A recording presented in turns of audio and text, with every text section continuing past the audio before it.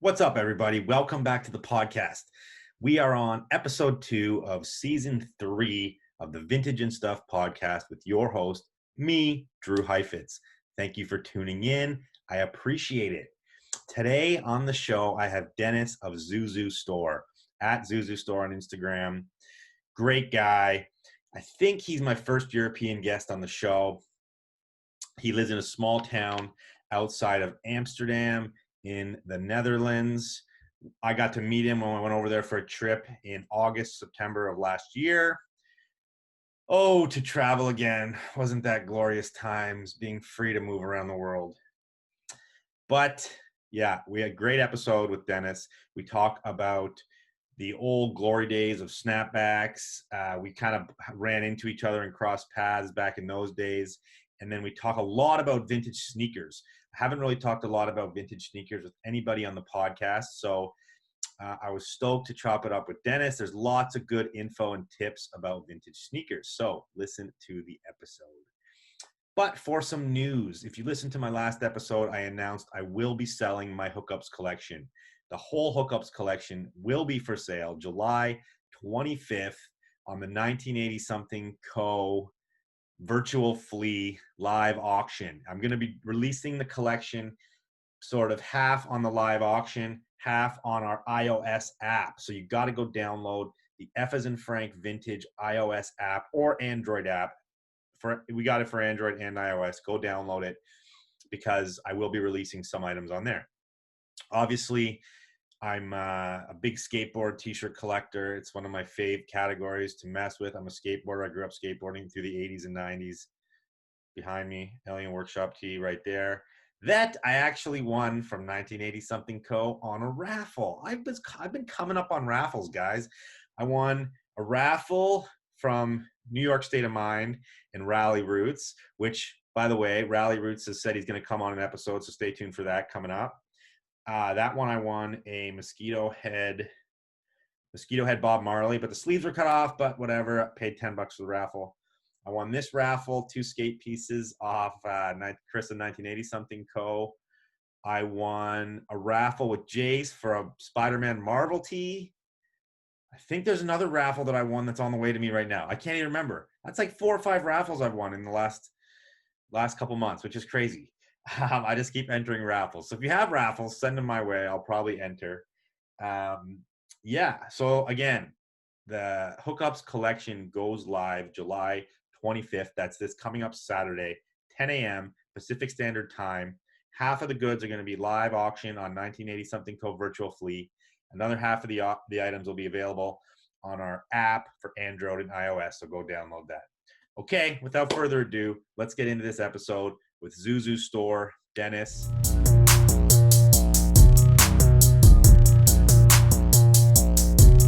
Welcome to Vintage and Stuff with Drew Heifetz. Welcome to Vintage and Stuff with Drew Heifetz. Welcome to Vintage and Stuff. Drew Heifetz. Welcome to Vintage and Stuff. Vintage and Stuff. We got vintage clothing by the rack. Yeah, just check out my Insta. How you gon' argue with that? Everything you see, I manifest. I'm an architect. I think I'ma run it back. We got vintage clothing by the rack. Just check out my Insta. How you gon' argue with that? Everything you see, I manifest. I'm an architect. I think I'll have some of that. Welcome to the podcast, dude. I'm stoked to have you on the show. We tried to do this like 5 times and we got fucked up because we were on Skype before. Yeah. Now, because of COVID, actually, I started to have Zoom meetings, and Zoom is way better, way more convenient. Fuck Skype. So, welcome to the show, man. Introduce yourself. Thanks. Yeah, I'm Dennis. I'm running one-man army Zuzu Store. I don't know. Came up with the name because I had to find a name which wasn't taken already. I thought like Zuzu. It was a funny, it's a funny name, and it sort of it was like also in penitentiary. The jails in the States. It's Zuzu is Uzi. They They use it for Oh, that's as a a nickname for an that's Uzi? it. Yeah, that's a nickname apparently. No way. I had no idea. I always wondered why it No, was Zuzu me store. neither. But also nickname is also candy. It was also is also used for candy. So Okay. I don't know. It didn't really. I mean, I found out later. So, but the name Zuzu. Odd names are cool, man. F is in Frank, you know. Everyone always asks why we did that name, but Yeah, that's funny, man. it's Yeah. just odd. Odd shit's cool. It's rememberable. Better than like Yeah, that's the thing, you know. It has to be like Zuzu. There's not anyone other that has his name called Zuzu or the store called Zuzu. yeah. So So I have to. you're my first European guest on the show. Yeah, man, I struggle a bit with the English language. I write it all the time. That's not a problem, but to speak it fluently, I have to really switch because I just don't use it that much. So German, that's not a problem for me, but English, it's I mean, So were not you born you were born in difficult. Germany? No, I lived a couple years in Germany, and I Okay. worked in Germany, and so that's why. But So where are you from? Holland, I'm from The Hague in Holland.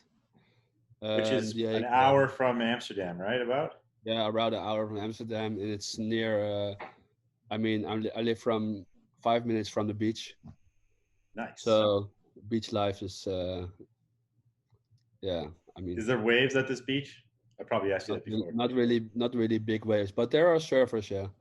Oh, nice. And sometimes it's really good, but good here is like bad in Hawaii, like, or I mean, you know, like it's just you have to do what Mother Nature gives you. So, Yeah, I hear that. but the beach is pretty awesome, man. I like it there, and I'm going there a lot with the kids in the summertime. Fishing, I do a lot of fishing as well. So Nice. it's my Off the beach or on boats? no on the how you say the pier. What is it Here, called? yeah. Yeah, and it's just complete. I'm really switched off when I'm there. It's really switched off, like a sort of mini vacation, Yeah. just with the water and the wind and beautiful sightseeing everywhere. So it's, So we met in Amsterdam when I was there in September. You hit me up over Instagram, and we were at the flea market. What was that flea market called? Do you remember? yeah, it's what was it called? Like the Eihalle. Ihala. Eihalle. It was Yeah. big. It's a huge flea Yeah, market. that's a huge one. It's every month, one time. I really only went there one time. I found a couple of things, but Yeah, we bought a uh, few things. I know I didn't find anything crazy cool or anything. no. But there was a lot of people there shopping. It was a cool vibe. It was cool just to experience that for myself and my wife and the kids, like going to flea market in another country. And then we had a beer or a drink over at this restaurant across the road from the flea market in this old factory that was probably like a steel factory or something, just like Yeah, it's converted, yeah, right? yeah. Um, cool vibes, but it was cool that you reached out. It was cool that you came and met me. You're probably the only person that I really met in town that trip, except for the people I was doing business with. So Yeah. that was rad. How did you get into this business, man? Well, just to get back on that contact we had, like I our paths crossed sometimes already. I Yeah, knew you were big in the business, and we uh, I shipped some stuff from Europe to the States, and you shipped the same stuff to Canada. So I knew you were that guy, and I always kept like sort of just if you know someone, you just or you know a business, you just keep an eye on them and see what they're doing and stuff like that. So when I heard you were coming to Europe or Amsterdam, I thought, hey, let's meet. You know, I'm always in for meeting people who have likewise yeah, interest, like-minded people who are into the same like-minded things. people, yeah, with the same interest. Yeah, that's So awesome. That's So cool. that was back to elaborate on that a bit. That was back in the early snapback days, right? So we crossed Yeah, paths. yeah. What year was that? You remember? Whoa, man. Uh, the snapback hype. It was like around 2012 or something. Yeah. Around that time. Yeah, It was. 2010, I think, is when we launched our website, and we were buying snapbacks heavy until like 2015, probably.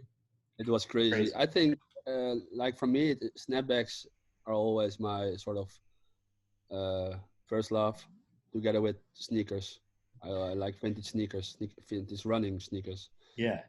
I want to And talk about that. We'll get into that in a minute because I know yeah, the yeah, we can scene do there that. is very different than Yeah, American scene, and I want to hear your take on yeah, it. that's But that's crazy. Yeah, let's talk about the snapbacks for a bit. So it was obviously a dig that we both found. We never actually went there. We just got contacted and shipped a bunch of stuff. Did you actually go there? yeah. I actually went there, and the guy had like 100,000 heads or something. It was like immense. It was really crazy. I went there with my dad actually. I just really started, so uh, for me it was all like okay, yeah. I mean, I took with me like 10K or something, and I mean it was sort of a heavy introduction to the bulk wholesale thing world, you know. Yeah. Like So it was you were so obviously many. selling So, at the time, right? Before you went there. yeah, yeah. I was before you went there.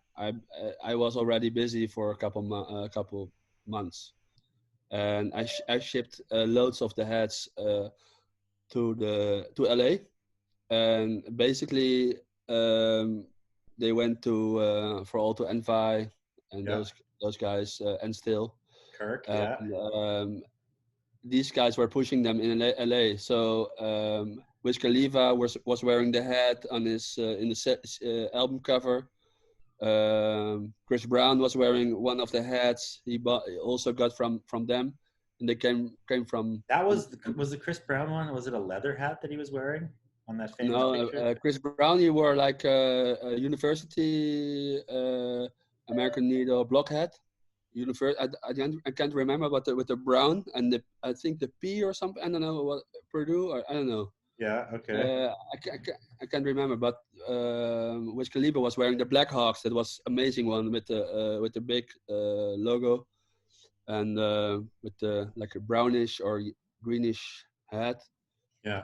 block hat. So this place that we found, it's actually funny because I don't really know much about it because Jesse was dealing with most of this at that point, at least this dig. This would have been a guy who was importing hats in the 90s, early, probably 80s and 90s to sell to sports stores all over Europe, right?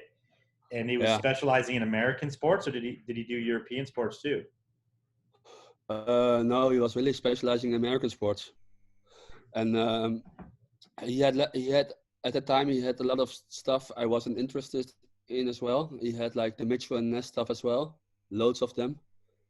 Yeah. But at that time, the big money was to be made with American Needle hats. So I basically like was a hub between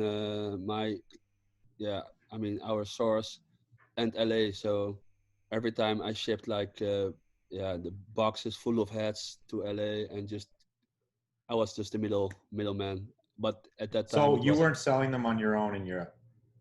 no. Well, basically, in the end, I did sell some, but when I knew what I know now, I would have done it differently because I was selling them to him only, and I would never do that again because at that time the American Needles were blockheads were going for like 150. One second. Yeah. Pause 1 second. Yeah, You already shot it? Yeah. There's this one, right? And then do the box. Little, because yours is the new one. If not, I can just get Lizzie done. Yeah, get the Lizzie one.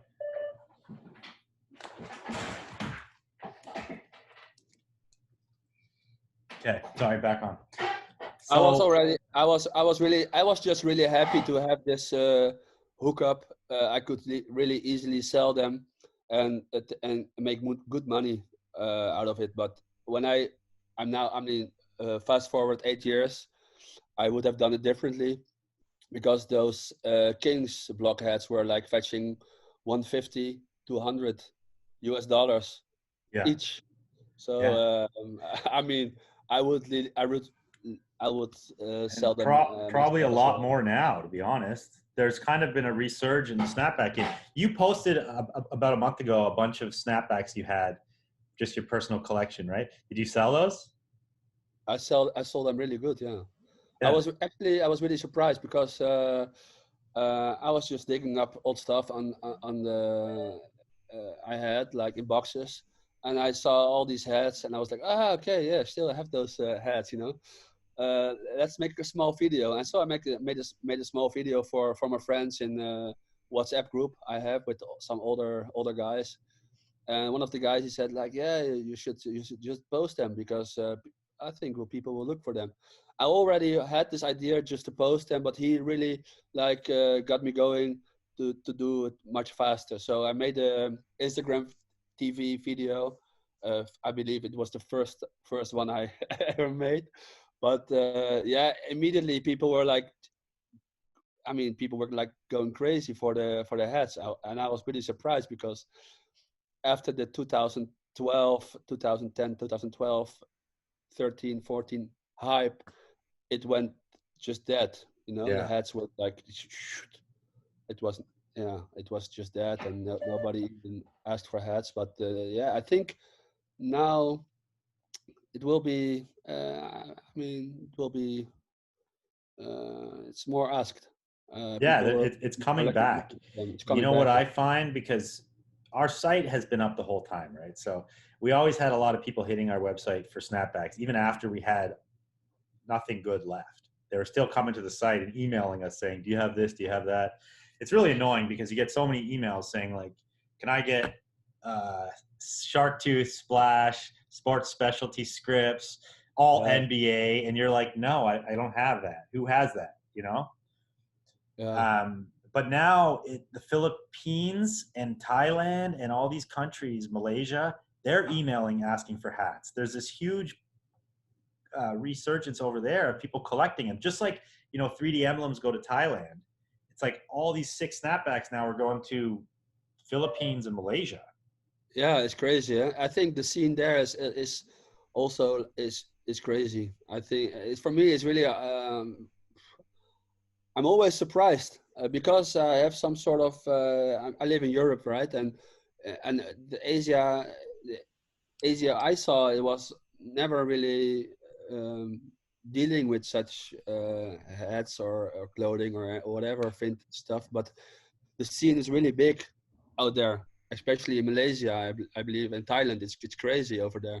Yeah, and So it's growing too in China. There's vintage stores now in China where yeah, I remember when I started, and probably when you started, there was definitely none. Japan has always been on it since the 90s, but yeah, China was not on it at all. And now all of no. a sudden they want American used clothing because they get it and they understand like that.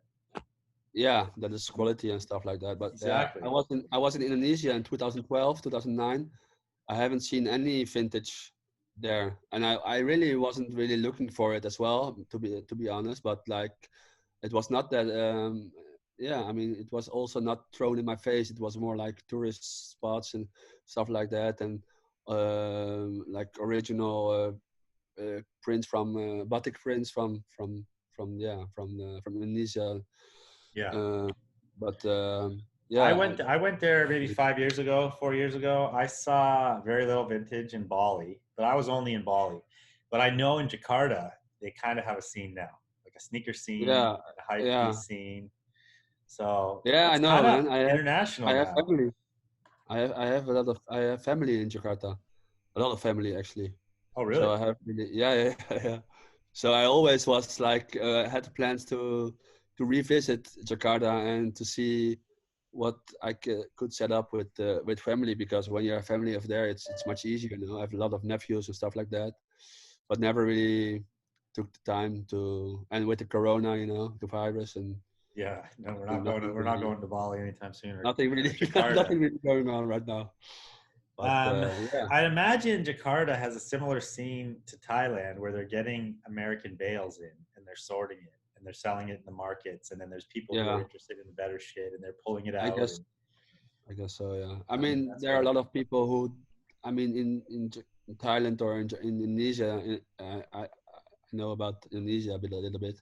There are a lot of people with no money or not much money, but there are also in Jakarta there are many people who are really really rich. So yeah, if they want to get stuff in, they can get stuff in because they can really pay up. So Yeah.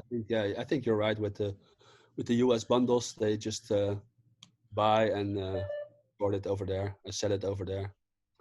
I So now you sell all grades of vintage, right? And you have for a while. Yeah, I started with hats. Uh, it it it kind of went dead, and then I just everything I had left, I put it in boxes. So just recently discovered again. Nice. So and then I went with met with trainers. So vintage trainers.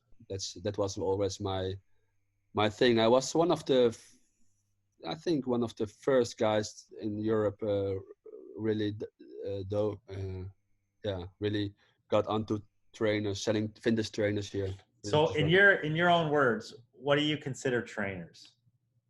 Well, um, just vintage sneakers. And in Europe we like running shoes. So not so much the basketball shoes. I mean, there are of course people who like them, but most of the people really are yeah, enthusiastic about running shoes. So basically, I was buying running shoes from the States um, and selling them here in Europe. Um, So you were able to do that, and you're able to ship over these shoes and still make good profits. And how are you sourcing? well, I mean, I always just went online, ask around a lot, just hook up with people online, and I mean, yeah, you have to be lucky a bit, but from one deal you fall into the next one. I have a couple of guys I really work with them a lot of years already, and I trust the guys, and they always know I pay, Yeah. and well, they are a little bit more known now with Instagram, but in the beginning it was really like sort of yeah, underground. I mean, nobody really knew where stuff was coming from, but with Instagram it's changed a lot because when you're a little bit clever or resourceful, you just yeah, you can find out. You figure it out. Yeah. I mean, Figure out I'm not about I'm not really a sneakerhead. I never have been. I understand it because I'm in the vintage business. It's similar, and it kind of coincides with that now. When I look at sneakers, like we don't call them trainers typically. People call them Yeah, like me neither. sneakers or kicks or whatever. Sneakers, yeah, sneakers, Um, but there's probably at any given time, from what I've gathered in America and Canada and most of the world, there's like 20 pairs that are like hitting at the time. And these are like the new hype sneakers. And the sneaker business is going crazy. Like shoes, those Dior Jordans now went like, I think the price was 20 grand after they released or something. yeah, yeah. It's crazy. So do you dabble in the new stuff? And do people in Europe vibe on the same shit that Round Two is selling? Or is it totally different kind of genre of sneakers? Well, to be honest, I'm always surprised to see US sellers selling everything vintage except the kicks, because I see like stores like selling t-shirts and everything, and they sell the hype kicks. I mean, nothing wrong with the hype stuff, but there's so much original sneakers to be found which are really great to be and can be worn as well. And that always surprised me that none of the US guys or US sellers really were offering any vintage kicks, only the hype stuff. But I think well the the hype stuff, well, it's in Europe, it's the same. I mean, yeah, of course, the stuff around two cells, it's in Europe, is they like it as well. But Yeah. I think America is more like basketball minded still, and Yeah. Europe is more like running minded, and that will always be the case. So I found we got that Nike score. It was like mediocre Nike hit. You saw it. I posted that Yeah, video yeah, a of while course. ago. Yeah, They're yeah, all yeah. size 12 and 13, which was annoying. Yeah, And over the years, we always would buy sneakers. If we went to a dig and we found sneakers, we were going to buy them, even if they were super old. And there's a yeah, point with sneakers. People in the vintage business mostly know this, but after a certain date, if they have foam soles, they're pretty much going to crumble. yeah, So it's such an annoying thing for me personally to deal with, because I have boxes in my warehouse right here of old sneakers. The soles are just gone, man. yeah, And yeah. I PU, get some of them are valuable just for collectors, but most of them, they none. were mediocre to begin with. Yeah, yeah. No, well, PU, like polyurethane is it just vanishes after like 10 years. It goes downhill, and yeah, I mean some pairs are yeah um, still wanted by collectors, but yeah, many mediocre pairs are just left behind. And if you ask €20, it's much, or $20 or whatever. But Yeah. with the vintage sneakers, I also made like many mistakes with buying stuff. It was just not wearable. It took me some time, and So now how I do you know know what. now? So you basically know Yeah, if it has a yeah, polyurethane foam sole, more than 10 years old, chances are it's going to crumble. yeah. Well, basically yes. And you Okay. have to, yeah, yeah, and That's a you have good to be rule to lucky. know, if you're buying No, yeah, sneakers. I mean, yeah, polyurethane is just something that's always risky. And some pairs are just like 50-50 now. For example, also like not even polyurethane pairs, but for example, the Air Max pairs from early 2000 is just they're 50-50 chance they're wearable or not. So. Is that because the soles were made differently, better quality or something? I mean, the Nike just says like you have a 10-year shoes made for 10 years or something. It was like on the written like Yeah. guarantee long overdue about when it's over 10 years. So when you basically like have an Air Max from 2002, 2003, the Chile or man. I don't even know anymore the names, but Shima Shima and many of the other older wanted Air Max 1s, or Air Max 90s. Yeah, that's basically like right now it's sort of it's sketchy, Yeah. Yeah, it really, So I if mean, you're going to wear them, you got to flex hard at the club for one night, because you might be going home with no soles. yeah, yeah, no, that's true. So, and it's also funny to see like how the whole market then develops, because it always was a really high price people were willing to pay. And then you hear online, you hear the stories like, oh, it crumbles. So people know someone who had a pair which crumbled. So, and then people are hesitant to buy them for the same amounts they used to, because yeah, basically they cannot wear them. So you see the price going a little bit down, Yeah. So, and I have a question about that. It's similar to dry rot, right? Like on black yeah, t-shirts, dry rot yeah, is when yeah, I after a know it. certain amount of time, if it sits, I'm just going to say it for the listeners if they don't know Yeah, what dry rot is, but it's like, oh, sorry, yeah, yeah, it's like I've researched it, and it's like it's something about the black dye, and it's high level of acid that eats away the cotton over time, so it like disintegrates the cotton fiber, so the shit just rips apart. And I mean, it's the similar phenomenon with the soles. And my question is, okay, if they're dead stock, obviously older than 10 years, you might not be able to wear them. If they were worn for 10 years straight, is the chances better of them lasting? Yeah, for sure. I even had like a Pegasus pair, which had PU, and I decided to wear this, a polyurethane sole, and I decided to wear them, and I wore them for a couple years before they broke down. So And Pegasus is 20 years old at least, right? like yeah, it was the 1989 or 1990 pair, I believe. Yeah, Yeah, it so that's was. like 30 years old now. Yeah, and but it when I wore them, it was like I think 10 like yes 10 years back or something. Still, Yeah, it's a yeah. pretty old So shoe. Yeah. still really old, like still 20 years old. And that's But partly also like why, I mean, when you look at sneakers now, and Jordan 1s are still fucking sought after, like so collectible. People are yeah, still because buying them. are wearable. They're wearable because they Yeah, didn't have that's the any thing. Yeah, PU. yeah. And No, the that's the Jordan thing. the Jordan 3 also had no PU, right?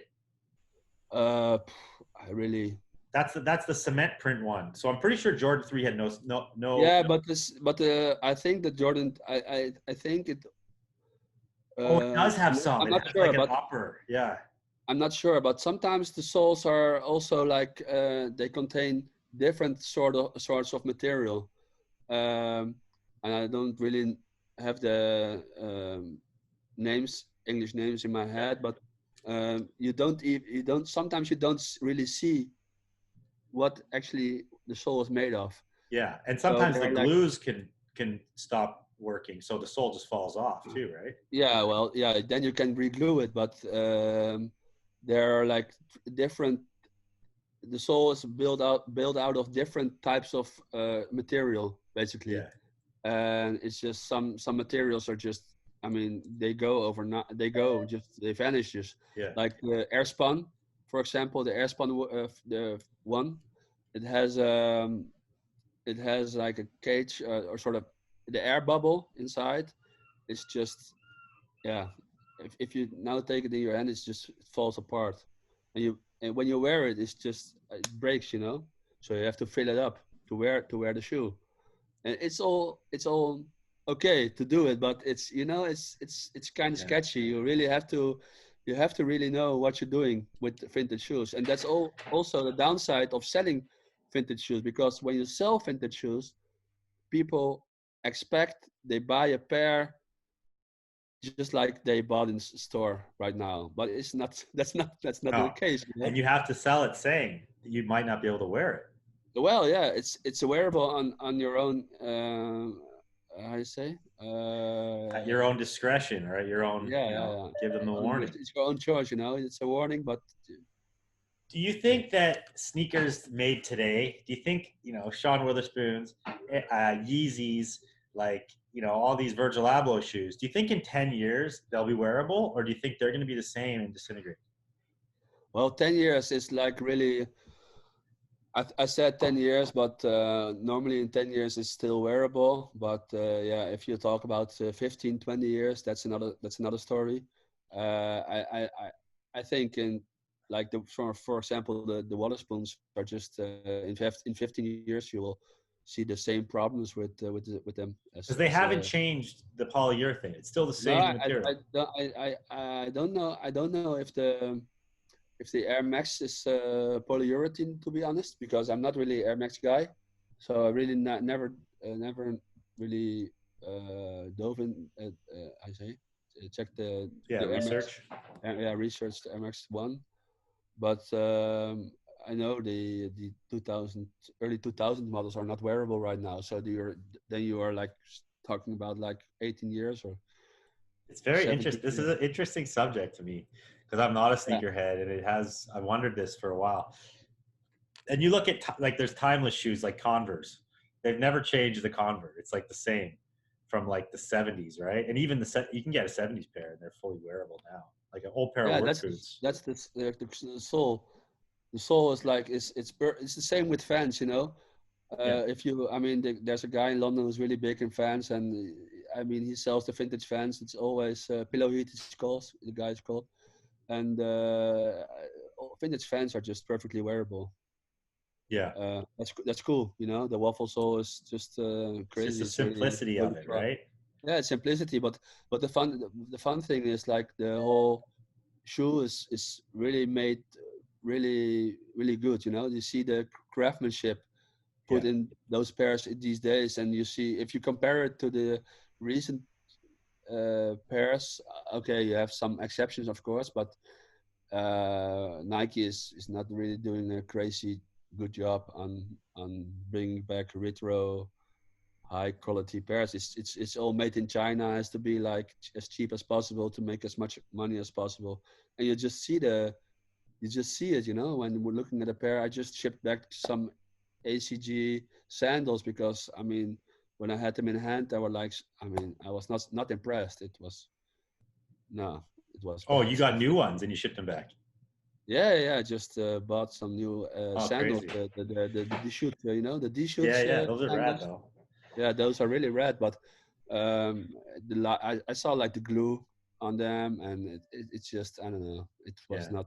And when you have a D-shoots OG next to this one, you know, you see so much difference between quality, and that's the whole thing. Like I Yeah, like. that's why, vintage is popular for a big part of it. And it's why Made in America was Yeah, it's popular quality. because the Made in America stuff, yeah, made in smaller factories. It was like real good craftsmanship.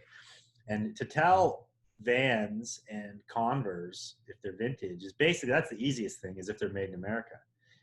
Do you know the dates like when Converse and Vans stopped making in America?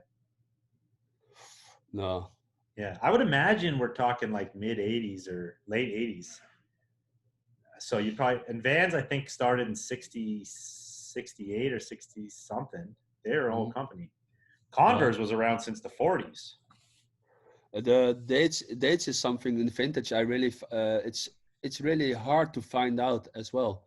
To do your research, it's not like you Google and you have the answer. You know, it's yeah, you have to dig deep and ask people, other people who you can think you can trust, and then you can make sort of story. But it's not like the information you're looking for is not always available online. Yeah, Uh, yeah, totally. it's Which just part is, of the business, you know. it's cool Yeah, part of the business because yeah, it I makes like it it. more Yeah, interesting. yeah, it's good to discuss stuff like that, and you know, yeah, you Yeah, have like-minded people discussing the same interest, and I mean, yeah, it's fun. it's sad that now, if you look, say you look forward 30 years, because everything's online now, you can probably Google back in 30 years and you'll be able to figure out everything that's happening now. But because the internet only started in the 90s, really Mhm. none of this shit was put online. And these companies didn't keep archives. Like if you start a company, for the first 15 years, you're probably not going to keep an archive because you probably don't even think you're going to last that long. Yeah, Oh, I also shipped a lot of stuff to companies, back to companies. I mean, I sold like recently uh, 60 pairs back to Essex, and nice. it was like old stock from Essex, shipping back to Essex. Yeah. It just doesn't make sense, you know. But it was for the new headquarters in Hoofddorp, and they wanted to have they have like entrance, and they put in the entrance, they put in all the shoes models from the past. Yeah. So Like under basically, glass, nicely displayed. yeah, basically I sourced like 60 pairs, around 60 pairs, and they have like 100 pairs there, I think, around that amount. So a lot of pairs you see there, it's coming from the stock I found. And but it's just funny if you think about it. Like a company, they sell sneakers to a small business, and then they don't have the archive or yeah, the shoes left anymore. And I find them and I buy sell them back to them for the retail Yeah. price. It's just yeah, it's funny. We've sold a lot of polo back to polo for their archive. Yeah, you Not a had lot of like a crazy sneakers. haul. Yeah. You Well, had, you had, we've been getting polo. Yeah, we've had that polo haul that I did years back. Whoa, It's funny that one with all the polo sport. yeah, That one was crazy. awesome, and it was local in Vancouver because we haven't had too many local scores in our own city. That guy called me recently, and I went back and cleared it out because I left all the mid grade on that dig, the first go, because for when you first see someone, they always want the top dollar, and then eventually once you cream it, they're like, shit, I'm stuck with the junk. I'll give it to you for nothing. So I went back this week and I got the rest of that polo, but it's pretty mid-grade. Yeah, man. But I know that whole because so that's why I always followed you, you guys, because I always liked the stuff you did. Like from in my idea, many really new vintage sellers popped up last couple of years. It became pretty hype. Yeah. But yeah, man, I remember that haul you had with polo, and I was like, damn, that's a crazy one.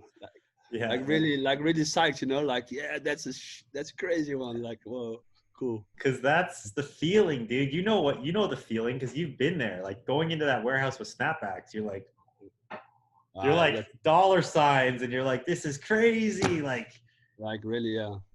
And it It gives you a was. rush, right? It's like a drug. Yeah, I think the best thing about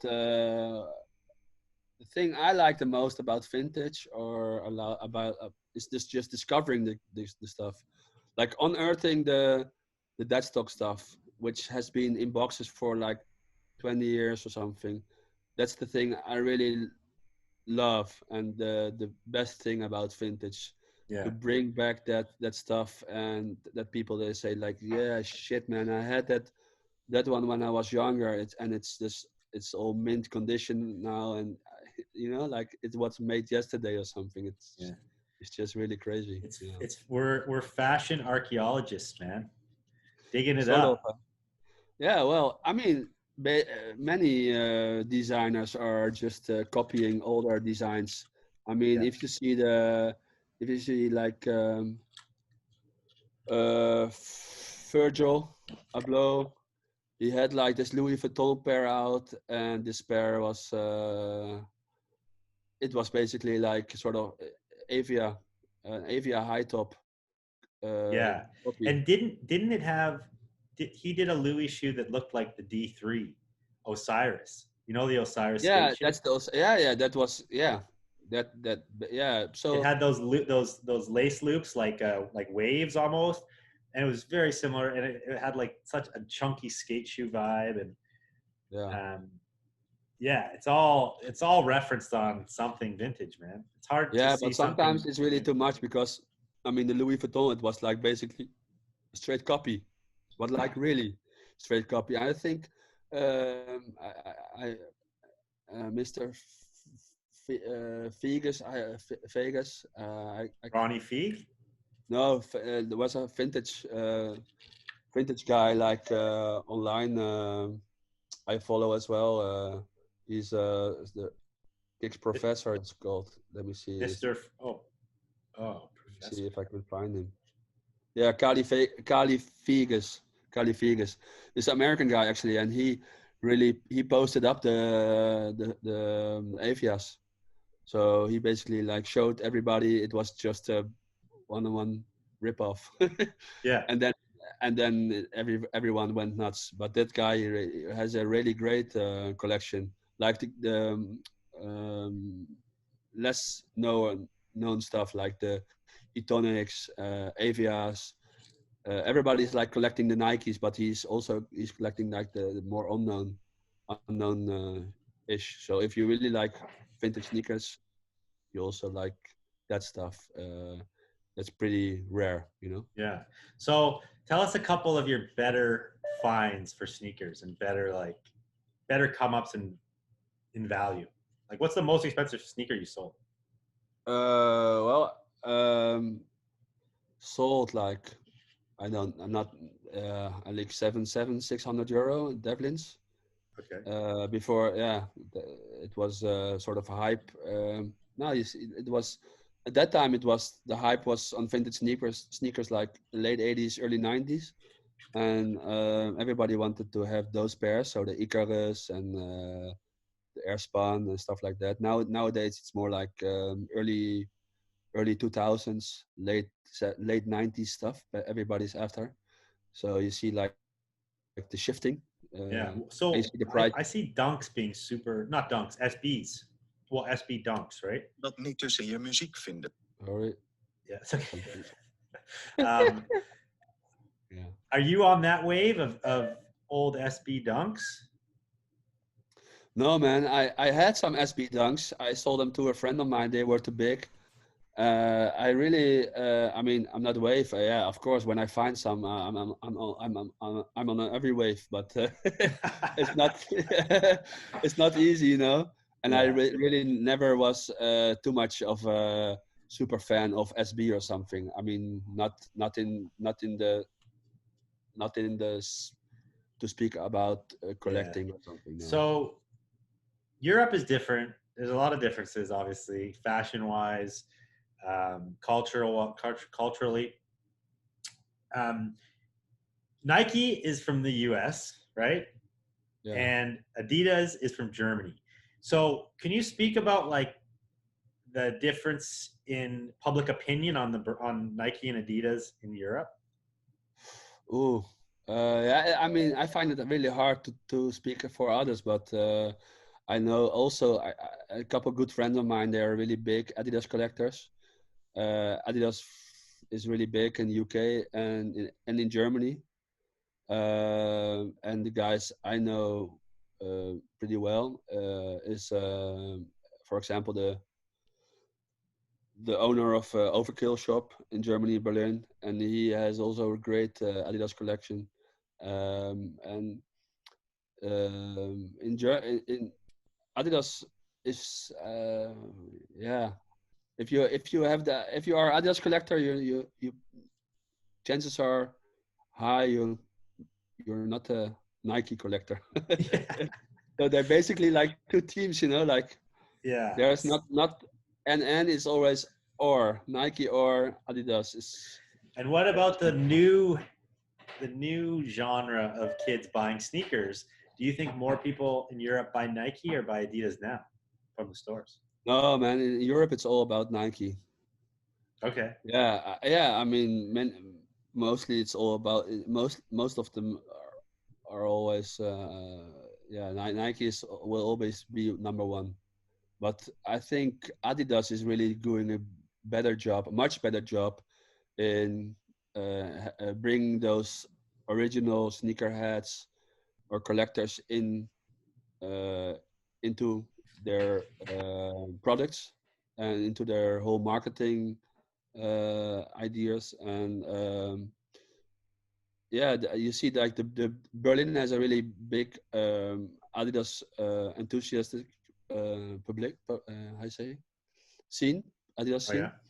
and there are many collectors out there, and you see like Adidas is doing a lot of stuff with them. They really do a lot of exhibitions, and they when they make a retro from an original shoe, they really do a really crazy good job. And Nike is just lacking in that aspect, in my opinion. They're not Yeah. doing half the good as job as Adidas. So basically, everything Adidas is doing better than Nike, but Nike is still Nike. You know, I think that's all. That's also the bad thing about Nike. They got pretty lazy because everybody just buys Nike. It's not.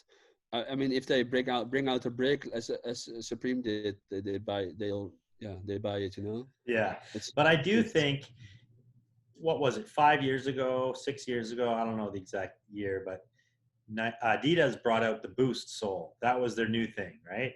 And that yeah. really gave Nike a run for their money because Boost became really popular. And then right after Boost came out, they dropped Yeezy. Yeezy went from Nike to Adidas. So there's been a couple years where Adidas, at least in America, seems to have been catching up, but then they Yeah. kind of like, then Nike was like, no, we ain't having it. And then they started to go hard again on Jordans and like Air Yeah. Maxes again and putting it, Flyknits, doing, Flyknits. They had the yeah, Flyknit. yeah, Flyknit was pretty much taking over that after the boost. yeah. But And yeah, then it was I just think like collab, collab, collab, and Nike's that's back the on thing. I top. But think like or for I mean, we basically have to see things different. Like you have the whole sneaker scene, which is a really small amount of people who are interested in vintage sneakers or original models and stuff like that, or hype shoes. I mean, 99% of the people really don't care about that whole aspect we care about. So the numbers are always always in favor of Nike. But you're right about the thing about with the boost. So there was a time that Adidas really was catching up, and we're doing a great job. But in the end, Nike is just taking taking up the how you say the gloves and Yeah, making new stuff. Yeah, getting back in the ring. came back in the ring and just marketing the stuff really good, and people just I think just if Nike decides what's the next hype, they make sure it will be the next hype just by putting the marketing Yeah. right at you. And And most of the people is from the really numbers, they're saying the sneaker business is going to keep growing.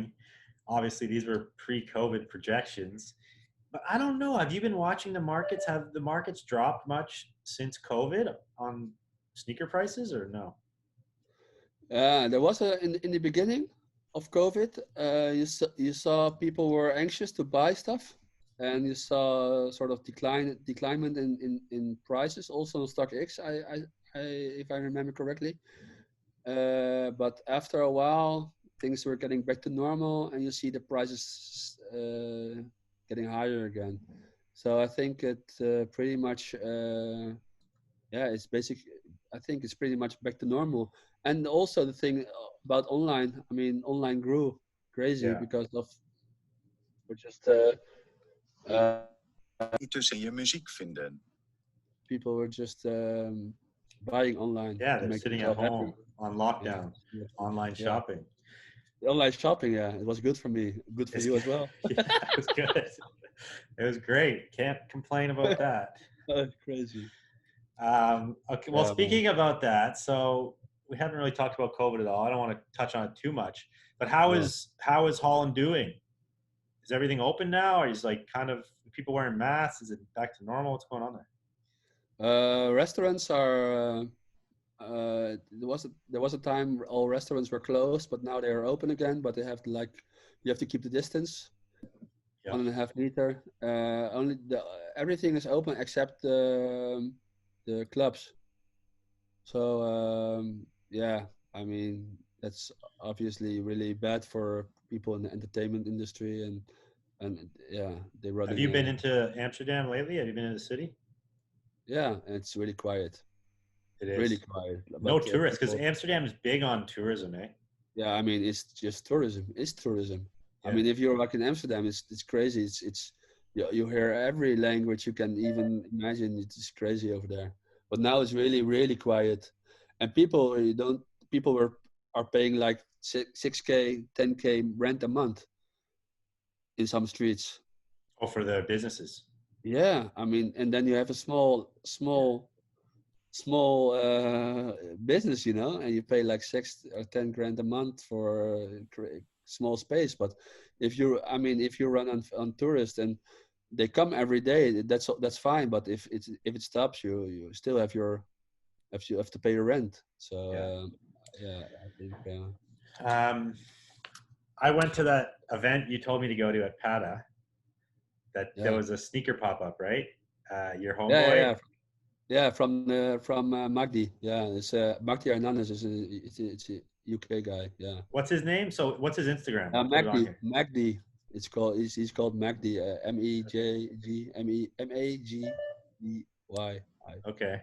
Yeah, cool guy. I went too late. I probably missed a lot of good stuff, but there was some cool pairs for sure, and it was cool to see. He had some good pieces. I didn't do too much shopping in Amsterdam. Basically, hung out with the family. But I did want to ask you. This is kind of a question that comes up with people that don't know. I mean, obviously, I grew up smoking dope. I don't smoke dope anymore. Smoking dope is a huge Canadian. I mean, it's big everywhere. Fuck, it's a worldwide thing. Everyone smokes dope in there. Well, now it's legal in Canada, and it's like legal in Yeah, probably half of America now. So it's the times have changed. But growing yeah, up, it was illegal. It was illegal in North America, 100%. yeah, yeah, And Amsterdam was the holy land, right? Well, yeah. Of Holland in course. general, I guess, but mostly Amsterdam. You heard about it, and you always would hear you could go into a cafe, you could smoke dope inside. It's crazy. Like those just hearing these stories. But the truth of the matter is, it's not even really legal there. Can you like explain how that all works? And also about the mushrooms. There's like some weird loophole. You can buy mushrooms, but you can only buy the root. But Yeah, it's even for us as Dutchies, it's really confusing because okay, basically you have like coffee shops here all around, like everywhere, and you can smoke it, and you can smoke outside, and there's nothing gonna happen. No police officer is gonna say anything to you, but it's not legal because they don't want to legalize the growing. So the growing of marijuana is still illegal, but it's really strange because you have the coffee shops. They are having a legal business of selling marijuana. It's that's all fine, but they have to get the stuff somewhere, right? So there have to be guys who provide the stuff and who make the stuff or grow the marijuana, and that's still illegal. So it's really hard to understand. You know, it's are they actively arresting the people yeah, yeah, growing? They yeah, are. yeah, yeah, So yeah, yeah. how it has to be still underground how the weed gets from the grower to the shop. Yeah, I actually I've I know some people who grow the stuff. Yeah, that's still illegal. So that's still, I mean, and as long as it's illegal, there's huge money to be made.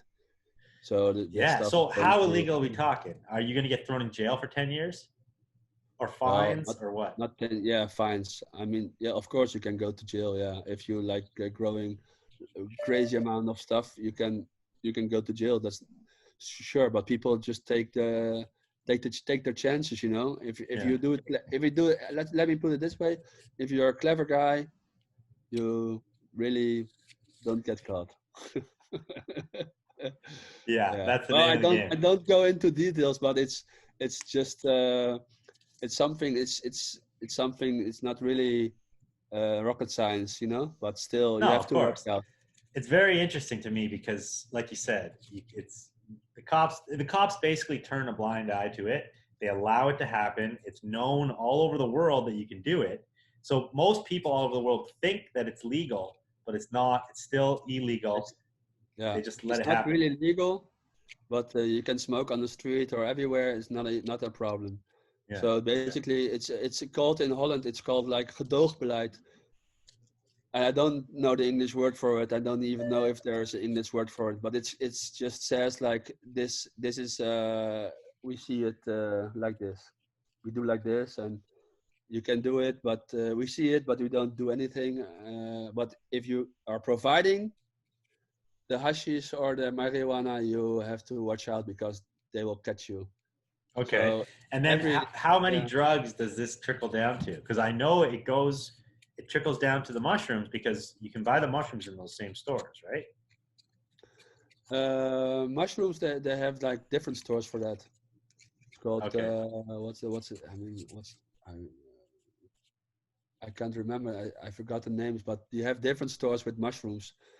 But I'm not too much into mushrooms, but I know there are they were sold like as well. But Yeah. I think the regulation it became harsher on mushrooms now Oh, really? than it was 10 years ago. Yeah. Well, me and my wife, we got some and we drove the bikes all around town. That's good. It was Yeah. fun. We just ate a little bit. Driving through Yeah, the red smart light shops. district. It's called smart shops. Yeah, Yeah. they sell it at smart shops. Never really was a huge fan of pados. It's called pados here, but mushrooms. But yeah, I know people who really go with that flow. Really LSD and stuff It's like that. interesting, man. It's interesting. Yeah. Okay, dude. Is there anything else you want to get into? I think we're gonna cut it here. We've been on for an hour. Well, you Oh, asked me yo, to. actually, no. I have two Oh, more oh, things. yeah, Sorry, we totally forgot. We have show and tell. yeah. So let's see what you got, dude. Well, I had this this is my favorite tee for like years already. It was like it has the Fruit of the Loom Oh yeah. tag. I, before I even knew it was a thing. It wasn't a thing back then when I got this tee. It's from an old surf shop, local surf shop that closed down, and this is sort of a tie dye. I don't know what's it It looks like a exactly. marbly tie-dye Yeah, print. this Really like cool yeah, print, it's man. really cool print. And basically, I got two of these tees, and I wear them every week once, for at least every week That once. fruit of the isn't it funny how the tag culture has gotten so popular and people like almost there's more love for certain tags than there is the t-shirt itself now. Yeah, I think the whole T-shirt game is crazy, man. I mean, I play my part. I'm a small part, but there's good money to be made from T-shirts. I just recently found the mosquito head, and yeah, I mean, I'm not complaining. I'm Yeah, no, I'm I think taking it's it. cool. I think it's And cool. those t-shirts, the fruit of the loom tag, they fit well. I know they're like That's basically like what I'm looking when I'm looking right now. I prefer this tag because I'm a pretty tall guy. I'm 6'3", yeah, and the fruit of the loom. Especially this tag is really the XL is fits pretty long normally. it's longer fit. It's longer fit, yeah, Yeah. and that's what I'm looking for. Yeah. I think I'm So wearing I don't know. Hanes Beefy. hey, it's Yeah. beefy. So I this is my favorite fit, but the Hanes Beefy is a little bit boxier. Box here, yeah, It's boxier. And yeah. I just like the weight. The fruit of the loom tag, it's a little heavier weight, I think. But yeah, you're right. Longer fit. Yeah, for me, it's important because I always had problems with fits, just lengths of my tee. I mean, I need to have like 31 inches at least, and most of the tees are always like 30 or less. And I mean, I just don't wear them. I bought them in the past, but I just don't wear them because Yeah. I don't know. I just How want a tall are long you? tee. 6'3", 191 centimeters. And you're wearing XL fruit of the loom? XL, XXL, yeah, Fruit of the Yeah. Looms. Yeah, I mean also like other teas as well, but I think the Fruit of the Loom tag, especially this one is my favorite tag for teas Nice. I'm wearing. But All yeah, the all the most valuable Marvel shirts right now too. People want those tags, the fruit of the loom. oh yeah, but yeah, I think so. But yeah, I mean t-shirts is a whole other game, huh? It's If crazy. you see people like putting price tags on rap tees of 3K and stuff like that. I mean, it's nuts. What can I say? I mean, if people pay up, it's good. Everyone is business, and everything is business. And if people pay, it's probably worth that amount of money. But uh, it's just silly, in my opinion, because I think it's sort of build up hype, and sooner or later, it's just The quicker gonna the come down. bubble grows, the bigger it's It's gonna a bubble, pop. Yeah, Yeah. it's a crazy bubble, and I see lots of people. I don't really hate on other people, but I see lots of new guys or younger guys, and they sell T-shirts, and they just they go with the flow, and everybody goes with the same flow, and everybody just bidding up are in bidding wars with each other for T-shirts and stuff like that, and I play my part. Like I find some stuff and I sell some stuff, but I mean I'm not gonna buy $1,000 T-shirts and stuff like that, man. That's for other people Yeah. to do, I And guess. you know, you've been in this business long enough to know that this business changes all the time. There was a snapback hype for a long time. True vintage in denim has always been kind of up and down depending on what's going on. Yeah, Um, you know, things come in and out. T-shirts have always yeah, been good, but they never were this good, and it never dictated a whole different market. I feel like there's the vintage market, and then there's like this whole other T-shirt market that's like almost separate but connected. yeah. There are a lot of people just only just dealing with vintage with the T-shirts nowadays, and So they call many. themselves like vintage dealer, which is of course everybody, it's a free name, so everybody can call them whatever they want. But it's just T-shirts. It's a whole game on itself. I think. Yeah, Yeah, t-shirts. I'm all for it. I play my part big time. I'm a lot more man T right there. Yeah, yeah, yeah. Movie hype. Man, I got as well many t-shirts. They don't even get online because I just don't have the time.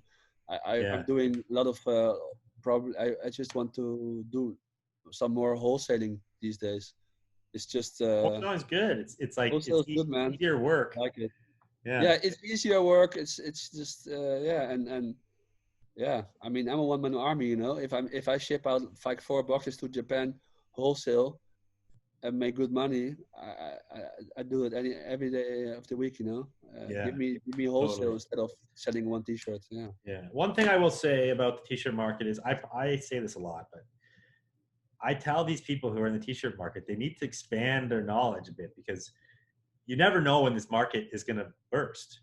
And if you don't no, have it's anything else to one-sided. fall back on, if you don't know anything else, if you don't know sneakers, if you don't know denim, if you don't know other areas of vintage, you might be just stuck in a market that's dead.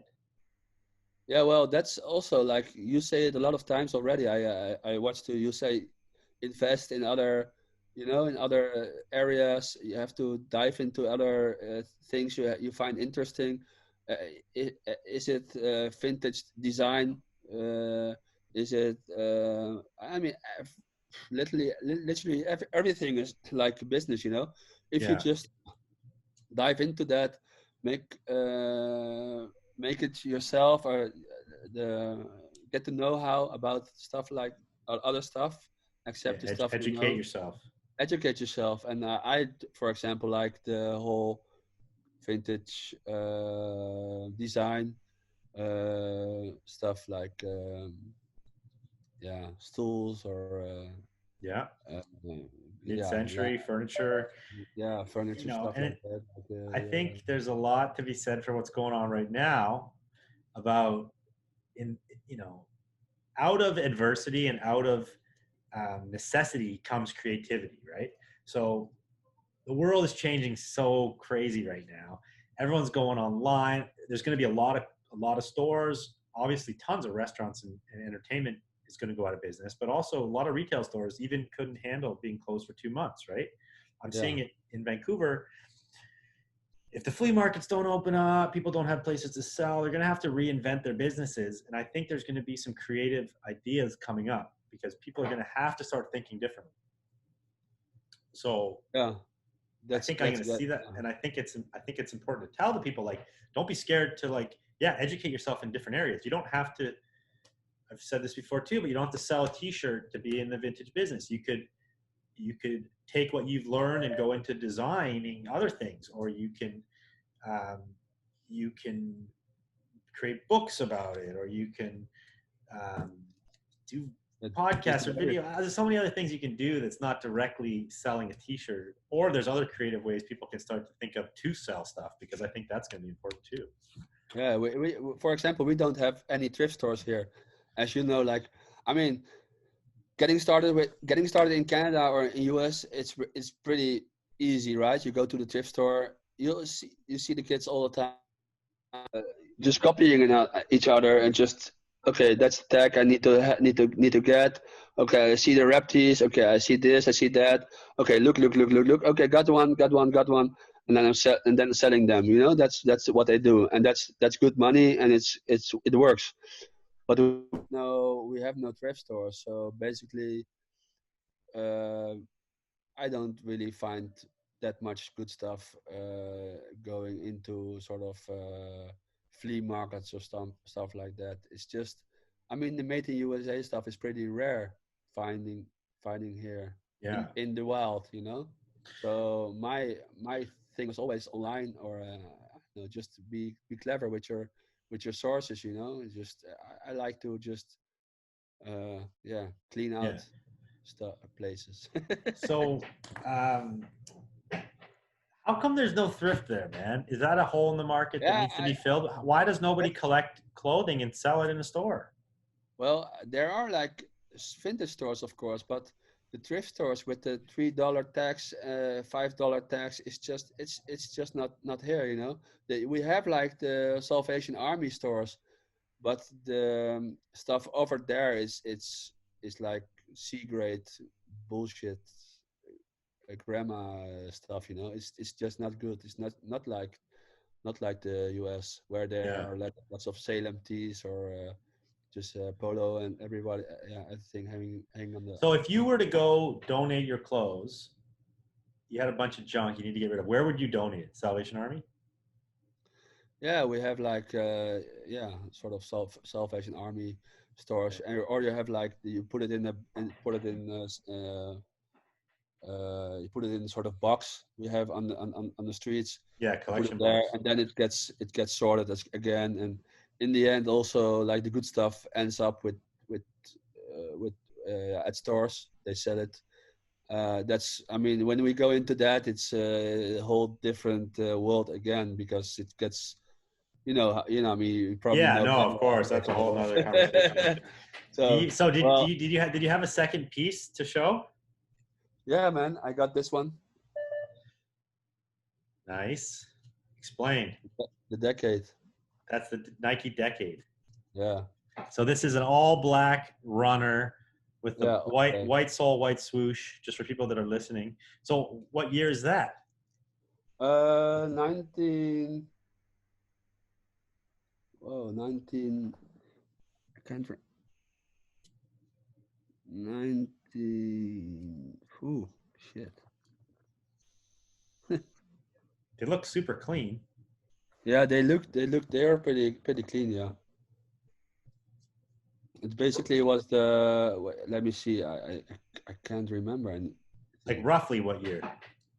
Yeah, 90s, like 90s, like decade. I believe like 93 or something. It's It was hard to see. Like, is it a suede? Yeah, it's Suede. Yeah. Wow, that's so clean. Just Yeah, the I feet. had like a couple ones. So I'm just checking. Yeah, 1993, and Nice. basically that was the sneaker from the cult. You know, the Heaven's Gate cult. The Heaven's Gate cult. Yeah, yeah, Heaven's Gate, the mass murderer Oh thing. yeah. That's Yeah, the shoe. yeah. I read about that shit online. That's crazy. Hold it up again. So tell us about this cult, man. Yeah, I'm really, man. It's funny because I sold like literally like I think I sold like 15 pairs of these, all sizes, and it never really was an issue. It always was known already, but never really got hyped. Then Vice came and made a documentary Documentary. about it. Yeah. Yeah, about this whole cult and Heaven's Gate cult, that they had these sneakers on and just mass murder, mass suicide themselves, and then Soul Collector and all other blogs, they also wrote an article, and then it got like boom, everybody needed to have the decades, and yeah, basically it's just a shoe that the cult Heaven's Gate was wearing when they So random. It probably when they was. first, They just went to their local Foot Locker and were yeah, like, "We it all need was to buy these shoes." the guy. No, actually the guy, if I remember the story correctly, is the one of the guys from the cult just ordered these shoes at one shop, just bought them all at one shop for all the cult members, It's and like, give me every size. I'll take them. yeah, sort of. Give me like I mean 50 pairs or something. I don't know, and every single size, and we will use them. And then they decided to do the mass suicide, and this shoe will never be retroed by Nike. So it will be really this iconic. Which is It will be. rad because that means it holds the value. Every time something's retroed, it kind of like fucks with the value, right? Yeah, actually, yeah, it did because, for example, the Nike. Oh shit, man, Nike. Tell these names sometimes I just forget them, Whoa. The Skylon, for example, Nike Air Skylon 2. It's a really rare running shoe from the 90s. Really awesome model. And it got retroed. And you see like this shoe was worth like 600, 500, 700 euro. And it Yeah. just like dove down to like, I think fifth word loss of 50% minimum or 100%. I think like from 600 to your 300 or something because of the retro, because all the whole, I say the whole special feeling around the shoe was just lo- it's became less, you know. It's Yeah. just No, totally, man. but yeah, That's awesome. You have that shoe. It's such a cool looking shoe with such a wicked I'm story. I'm actually selling them. So I'm what's your actually selling price? What are those worth? well. What are stuff worth? What are not had gifts for them, but for me it's I won't sell them for less than 1200 or something. 1200? Yeah, I mean euro. Yeah, yeah. I don't. I mean, I got so much stuff to sell. You know, I just if not, I just keep them. I don't. They don't have to go. They don't have to go. But like I had my time with the shoe, and I have two kids, and there are other things more important. You know, than Well, hopefully shoe. somebody listening to this podcast needs a pair. What size are they? That's it. 10.5. I actually had one Cute, good guy. size. I could rock those, but they're not wearable, right? Yeah, they are wearable without problems. That's the thing. Seriously? They were wearable. They are wearable without any problem because this is the Eva sole. It's like this material is going on for ages. Oh, that's So so basically, dope. this is the material you look for in the shoe. It goes So on. fuck a pair of Yeezys. Buy these. Cult Well, killed themselves in them. I never really was a Jeezy fan, man. Don't if you start about the hype, I'm not really, No, I'm not no. really positive. I'm not into it. I'm not into it either, I'm man. not into this at all, and I really don't want to have anything to do with it as well. And it just sucks, man. Yeah. I So, do you have a third piece or just the two? I got one. This is my favorite shoe. All right. Okay, okay. What's that called? This is the Devlin from 1989. Devlin, it's called? Yeah, Devlin. Yeah, It's got wicked colors, man. I like how that pink like comes up into the first lace loop there. It's a good looking yeah. shoe. The shoe is awesome, man. It's yeah.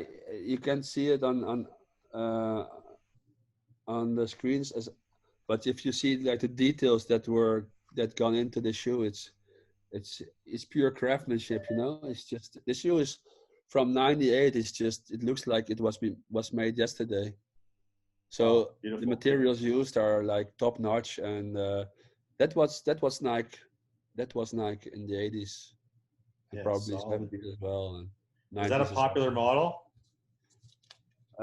In the European vintage scene, it's vintage sneaker scene is it's a popular model, yeah, but it's pretty rare. It's not easy to come, and this colorway is pretty much. I know a couple people who have them or got them from me. I sold I think 15 pairs of Devlins in different colorways, but Wow. yeah, they're not easy to come by. Let's put it this way. So, is that pair a keeper for you then? Yeah, I'll never sell that pair. I still wear them. Oh, sick. The thing, the beauty of this is because this shoe is just wearable forever. So basically, the shoe, if you are good for your shoe, you can wear them in 10 So, years. explain again. What's that sole called? Those two shoes have the same sole, right? Well, yeah, it's EVA, Eva. Eva, Eva. Eva. Okay. And um, how many pairs had that sole compared to the other crumbling sole? Uh, yeah, I mean, I don't know. I can't really say, but I know this sole is pretty much sort of basic sole. So at that time, you had like all the higher higher tier models. They came with different type of soles. So and at that time it was all fine, you know, because it was like marketing and yeah, it's especially for marathon and stuff like that. And the more lower T shoes came with the Eva soles. But looking at it now, you can enjoy these shoes, but the other pairs are not wearable. So at that time, it was sort of new invention and all really, uh, yeah, really nice. They had like this whole different materials they were using. Yeah. But in the end, like for now, if you look back to it now, it's you really want to have the simple shoes with the Eva sole because you can wear them in 10 years still. Hey, this is a rad episode, man. There's so much good sneaker knowledge dropped in this episode. I haven't well, even talked to anybody about sneakers. well, there are tons of guys who really know more about it than me. But there are a couple good collectors as well in Europe. Really good collectors. Like if you want to follow a couple guys, uh, Blanchy Grape. It's a Spanish guy. Luis Okay. Miguel. That's also a Spanish guy. Sneaker Queen from Berlin. Mark Overkill. Uh, Quote. He has a crazy Adidas collection. Um, yeah, I have to shout out to if I may, but Yeah, of I, course. the guys from Berlin from West End Vintage on Instagram doing a great job as well.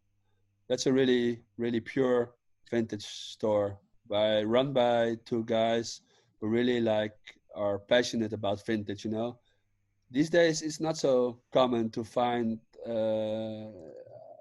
guys who really be are busy with vintage for a lot of time already.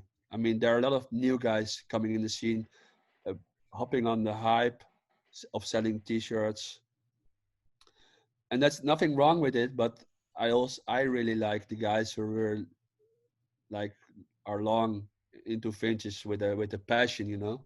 Yeah, Just 100%. yeah, just I think that's it shines through, and I know some people who are very passionate, and you can just tell by being around them that it's not just the money for them. They're into the no, product. It's more of the it's not the product. money. Yeah. It never is the money because if you want to make the money, you have to just go and do the hype stuff, you know. I mean, if you're a reseller and you want to make the money, if it's only about the money, you try and buy the bots and just sell the hype stuff. But I mean, vintage is for me. It's sort of it's passion, you know. I I mean, everything around me is vintage. Vintage lamps, vintage. Show us the room again. You got the Vintage. Keith. You got the Keith Herrings behind you. Yeah, those are the 1990 Playboy Keith Haring screen prints. So basically, that's sort of investment. Yeah, so It's those are real deal. Those are like valuable pictures. yeah, around 1K, I think now, 1.5, something like that. Nice. Show Yeah. us the rest of the room. Well, it's not really super. Tidy. No, it's not so tidy, and it's not really interesting. Let me see if I can. This might totally cause drama for the podcast, but we're trying it anyway. Yeah. So, Yeah, oh, Baby Baby J's. Jordans. Yeah. Nice. Leon, that's my favorite movie. That's also a funny story because Leon, I watched with my dad when it came out in '94. I went with my dad to the sneak preview of a movie, and it was Leon. So we watched it at 10 o'clock in the morning. So basically, I remembered it as if it was yesterday. So it was my really good memory with my dad. So Leon, I mean, now it became a cult status movie. I mean, Leon teas and stuff like that, very much sought after. But for me, it really has this. memory. You know, Yeah. I saw the premiere of Leon here in Holland. So for me, with my dad when I was. I'm 80. I'm 38 now, so I was It's amazing, 13, dude. 13, 14 years old. Yeah. So well, some stuff I here. gotta watch that. I don't even think I've ever seen that movie. I need to watch it. It's cool. Cheech and Chong, of course. Perfect. Barca, I like. This is a sort of hype thing, but the beer brick. But I'm a huge Barca fan. So Barcelona, soccer, football. We call it Nice. football. So yeah, and of course the prince from. Yeah, those are rad. So, did you think up a challenge for the listeners? Uh, so what the listeners should do, or like put a time. What Yeah, is? something like that the listeners should do. Something that maybe have helped you, challenge them to do something to improve their lives or their business or whatever. Yeah, I was always striving for more. You know, I was always striving for like. Have a beautiful car and stuff like that. But in the end, it's not the stuff that makes you happy. You know, I think I think I learned over time that that's family, and of course I have kids, so my kids they come at spot one. But if you don't have kids, I you always just remember it's in my opinion always good to see and look around what you do have and not what you don't have, because there are always stuff you don't have. If you're like in that position, you can buy something you want.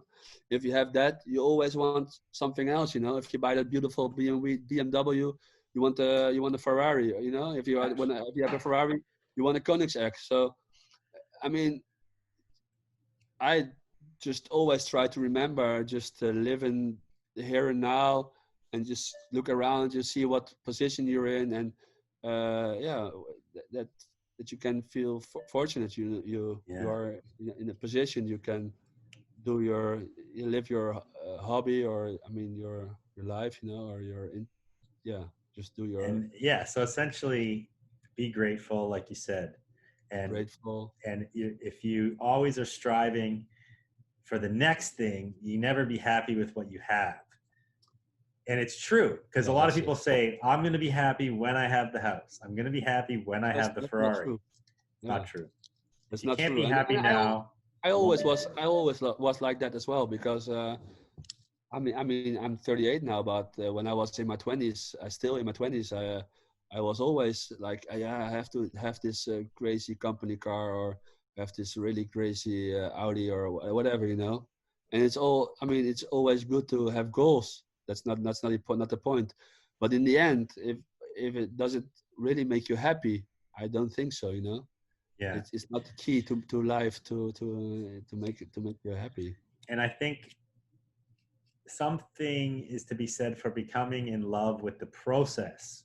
So if you want the Ferrari, like you should be stoked on fall in love with the process of getting there. So you're happy the whole time getting to have that, not just when you have it, Yeah, I you mean, know? I think it's a mindset, you know.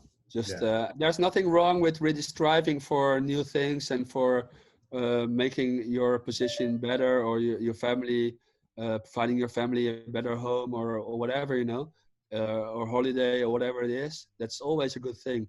But also be happy with what you have and what you already have, and what you already have conquered, and what you already have done. Otherwise, you'll just always stay. Looking in the future and not really in the here and now. So I think that's a good wise Yeah, I like it. Celebrate the wins, be grateful. old man's thing, I guess, but no, not really, but just joking. True. I mean, you and me are similar. I turned 40 this summer, man.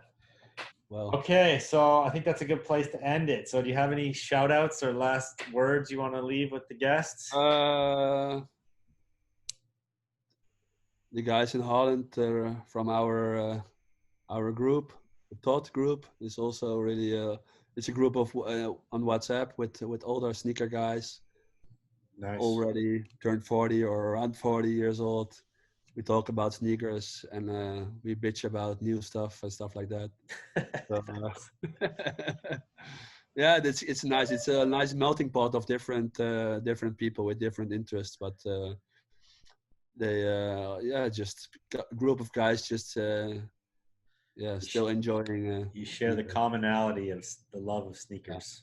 yeah, that's cool. So Okay, man. Dennis, thanks for being on the show. I appreciate it. We finally thanks, man. connected. Sorry for my English. It was not really No, it's yeah, good. It's good. super level, but yeah, Expand people's horizons on accents here on the show, on the Vintage and okay. Stuff podcast.